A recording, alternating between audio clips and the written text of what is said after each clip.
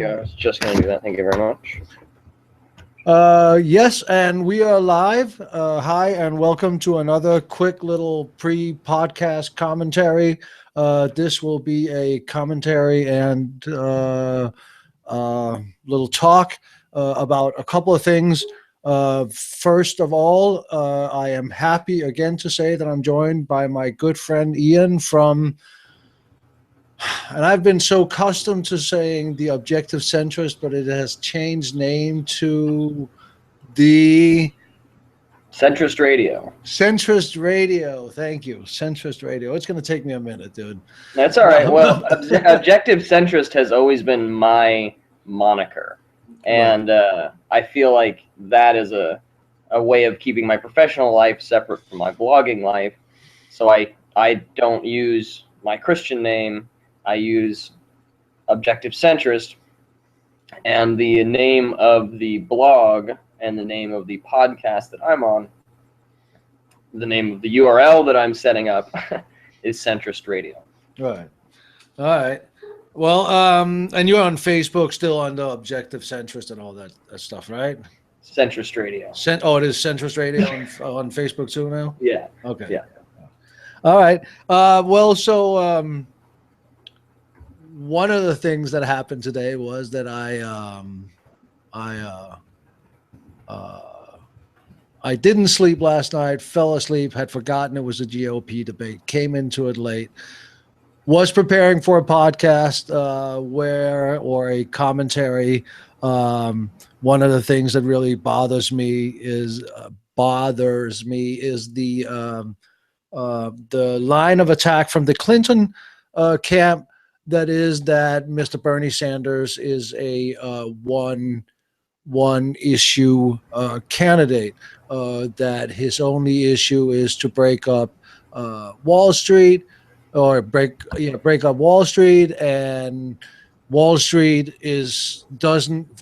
breaking up Wall Street or taking up a moneyed interest does not fix structural racism and so forth and so on. So that's their line of attack. That's their line of reasoning. Again, trying to make Bernie Sanders into a simpleton, and kind of also applying a Karl-Rovian kind of attack on Bernie Sanders' strength, which is his consistency in policy opinion.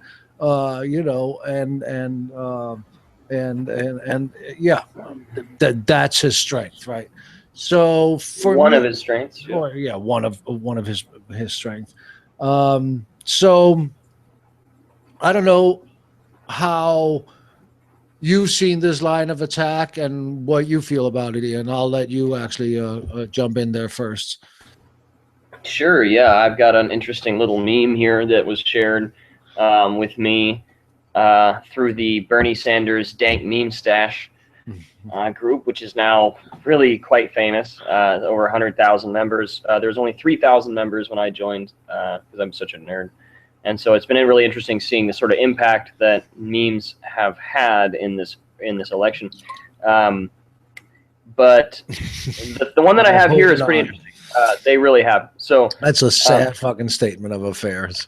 It's not really, if you boil it down, because that's the way the new pedagogy is. Memology. So it's just a way to send information. People used to just have little catchphrases and they go, oh, the solution to pollution is dilution, and that was like a right-wing meme in the 80s. But now they have literal pictures with quotes that get disseminated through culture as opposed to through catchphrases. So what I'm looking at now is a cool little meme where it has a list it has a picture of Bernie Sanders, and then it has a list of these things, and it says, I'm confused, which is Bernie Sanders' single issue? And then it lists a bunch of them. So I'm just going to list them now. Yeah. But before I do that, I'd like to say that if send that to me, by the way. I will. But ew, that's a horrific fucking picture of me. I should sit down. If I were to call him, that really is. I'm having problems with you again, Ian. Are you there?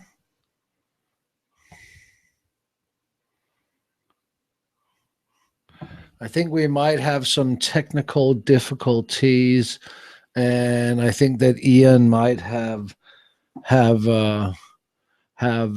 jumped out, and I really want to have that discussion with Ian about the single issue candidacy. Uh, um, what do you call it? Push smear thing that's going on towards or Bernie Sanders saying, yeah, the old crotchety man, all he cares about is Wall Street. Um, he's Wow. So they're just crapped right out. uh, Typical. Get uh, excited and then have lose my connection. So I'm not sure where you lost me there, but in the list. I lost you right after you stuck the meme up to the thing and I told you to send it to me. Wow. Well, I think my commentary is almost done here, but I guess I'll start it all over again. Yeah. Go right ahead. Like me on Facebook. I'm trying to set up my little tagline. So, like I said, I have a meme here that shares Bernie Sanders' issues, and it says, which of his issues makes him a single issue candidate? So I think, did you get what I mean? I said that in all honesty, he could be described as a single issue candidate, but no, he is. It's just the biggest issue in the fucking election, or the biggest issue we have in the country, right? And it touches everything in society. And you can break it down to a billion subgroups. And I think I lost you again. I think I've lost your connection again. I really wish you would send me that meme. Are you there? Your picture is still there. Well, so we're having some technical difficulties, right? So yes, so this is a crappy little thing, but this is why we're doing the test runs so that we can get better at what we're doing. So I apologize for this. I will probably delete this thing and not have it post. But whatever. We'll see what happens. Yes. So that kind of broke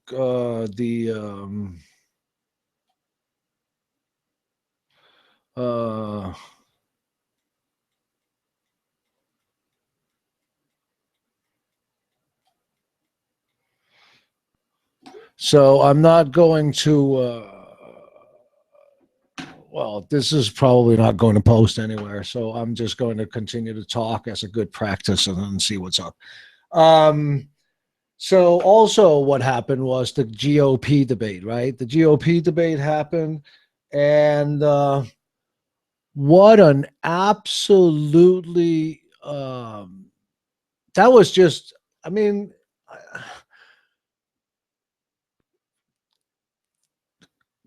compare the questions that you saw that was given to the Democratic presidential candidates compared to the Anderson Cooper Love Fest Anderson Cooper Love Fest questions, not commentary, but questions that was given to the Republicans here on their CNN debate. That was absolutely, I mean, it was unbelievable to me how weak the questions were, and what they were allowed to get away with. Uh, uh, you know, they did touch on the Apple thing. I guess that's an important question, I guess. But even if you could say that the opening question was relatively good, there was never ever there was never a follow up that was any good. There was never really any pushing of the candidate. It was absolutely a beautiful little love fest going on there there at CNN. Um, Carson came out first, so for whatever reason, I had told. Excuse me, I totally forgotten that the GOP debate was today, so I came in late to it. I came in at the very beginning, not the beginning, but at the beginning of Ben Carson. I thought I had then missed Kasich, but apparently he wasn't part of it, or did I miss him? I'm not sure about that, but I certainly did not see him. Um, but there was really just it was just really it was a love fest. There was no pushback, there was no follow up, even if the audience member of the town hall uh, asked a good question on social justice, or on how to tackle criminal justice. There was just no pushback at anything. Um, I don't know. But what was interesting at the same time, and I'm thinking there's a rerun right now on MSNBC. But Donald Trump did his own thing on MSNBC, and I haven't watched any of it. I had it a little bit in the background as I was preparing for this, and I was trying to get this show up and running, and trying to figure out these technical difficulties. I had it in the background, and Donald Trump announced that he would have a he would announce who his foreign policy advisors are. So I'm certainly looking forward to that.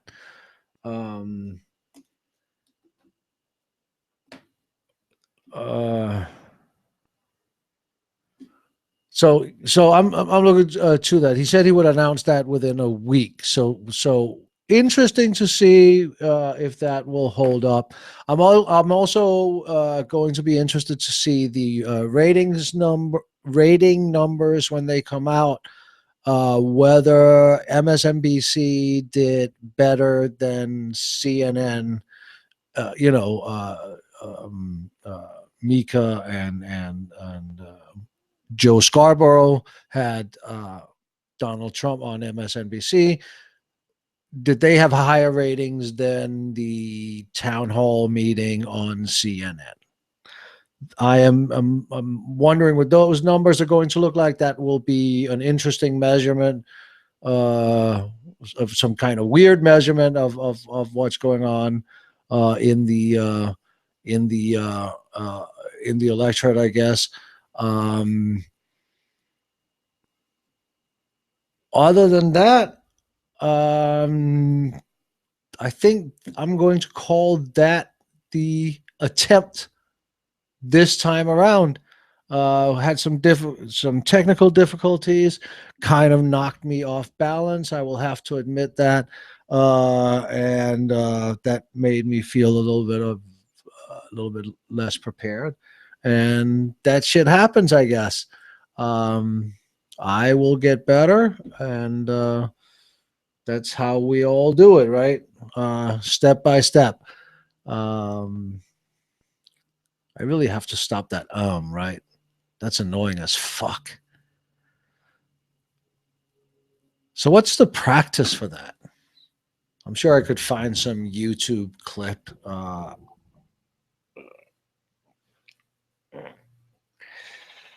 How to,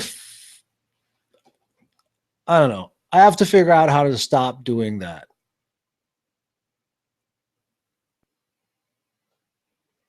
It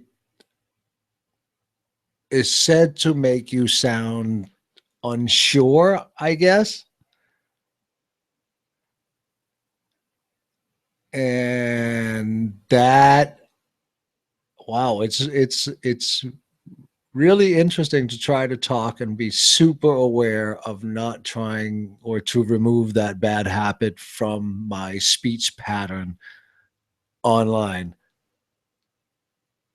I am going to look up after this if there is any other practice than this, because this is hurting my brain to think so hard about not doing that. So on that note, I think I will end. I really do. Actually, I really do want to talk about Bernie Sanders and the attempt to make him a one issue candidate. That was why I had my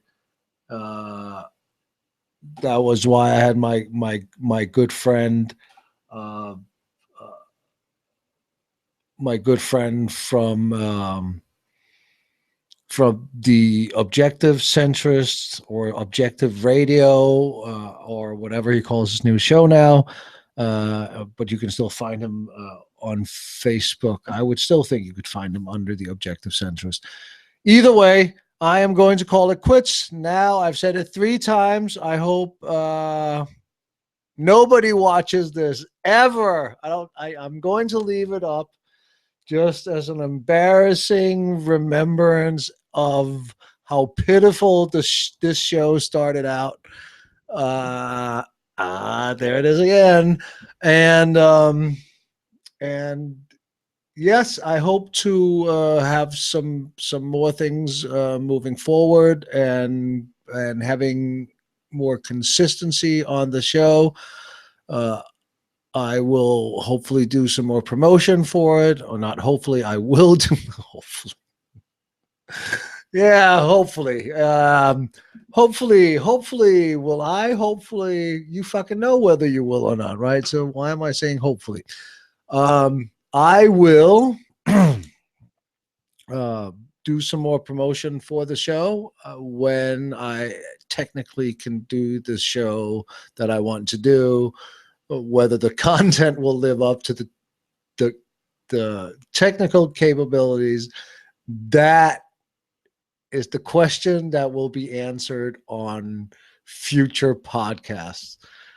But yeah, I will leave this up as a